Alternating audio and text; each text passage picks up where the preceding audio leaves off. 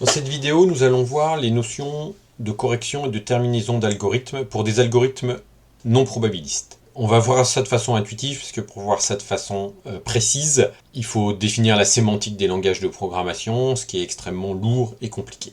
La terminaison, alors comme son nom l'indique, un algorithme termine si pour chaque entrée qu'on peut lui donner, un return, alors je prends du Python sur un return, mais est exécuté au bout d'un nombre fini d'instructions. C'est-à-dire qu'il n'y a pas de boucle infinie, l'algo termine quelle que soit l'entrée. Donc la terminaison, c'est un problème qui peut être très difficile à terminer, c'est un problème qui est indécidable pour ceux qui connaissent cette notion-là. Je prends un petit exemple qui illustre bien ça avec ce qu'on appelle la conjecture de Syracuse, qui est aussi appelée conjecture tchèque ou conjecture de Collatz, qui est quelque chose de très simple, c'est une procédure, c'est on prend un entier, n, s'il est pair, eh bien on le divise par 2 et on rapplique la procédure. Et s'il est impair, donc s'il n'est pas pair, on multiplie par 3 et on ajoute 1. Et on s'arrête quand il vaut 1. Donc par exemple, si je l'applique sur 7, 7 étant un nombre impair, je vais rappeler la procédure sur 22. 3 fois 7, 21 plus 1, 22. Je suis dans le else ici. 22 est différent de 1, 22 est pair, donc je vais le rappeler sur 11. Parce que comme c'est pair, je divise par 2, ce qui est ici. 11 est impair, je vais l'appeler sur 3 fois 11 plus 1, c'est-à-dire 34. 34 est pair, je divise par 2, 17. 17 est impair, je multiplie par 3 et je rajoute 1, j'obtiens 52. 52 est pair, je divise par 2, 26. 26 est pair, je divise par 2, j'ai 13. 13 est impair, je multiplie par 3, j'ajoute 1. 3 fois 13, 39 plus 1, 40. 40 est pair, je divise par 2, 20. Qui est pair, je divise par 2, 10. Qui est pair, je divise par 2, 5. Impair, 3 fois 5, 15 plus 1, 16. 16 est pair, je divise par 2, 8. Par 2, 4. Par 2, 2. Et par 2, 1.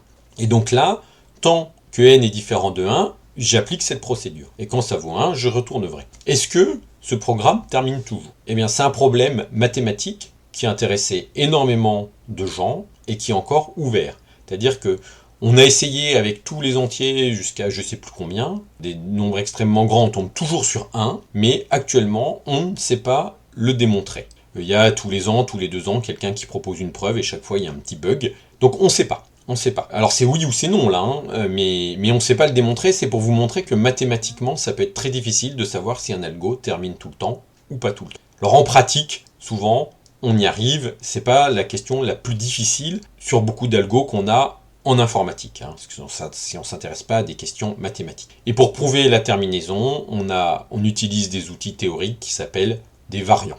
Je ne vais pas du tout rentrer dans le détail ici. Donc la deuxième chose qui est importante sur un algorithme, c'est sa correction. Il est correct s'il retourne la bonne réponse. C'est un peu vague, je suis d'accord, mais encore une fois, ça nécessiterait de rentrer dans la sémantique des langages de programmation.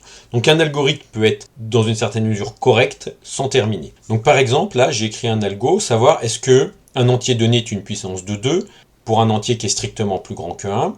Qu'est-ce que je fais? Je vais énumérer toutes les puissances de 2. Donc je prends R égale 2, puis 4, puis 8, puis 16, etc. Et je regarde si c'est égal à n.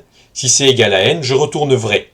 Et puis, quand je sors de cette boucle, je retourne faux. Donc, cet algorithme, si n est une puissance de 2, il retourne vrai.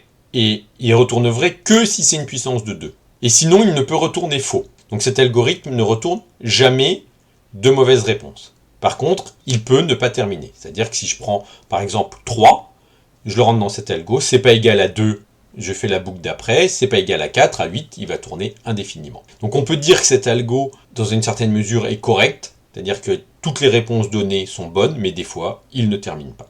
Voilà, cet algorithme ne donne que des bonnes réponses. Prouver la correction d'un algorithme, c'est difficile, et en général, c'est difficile quel que soit l'algorithme, et ça se fait à l'aide d'un variant. C'est un problème qui est indécidable aussi. Il y a plein d'assistants de preuve, par exemple Coq, pour faire ce genre de choses, mais c'est très très compliqué.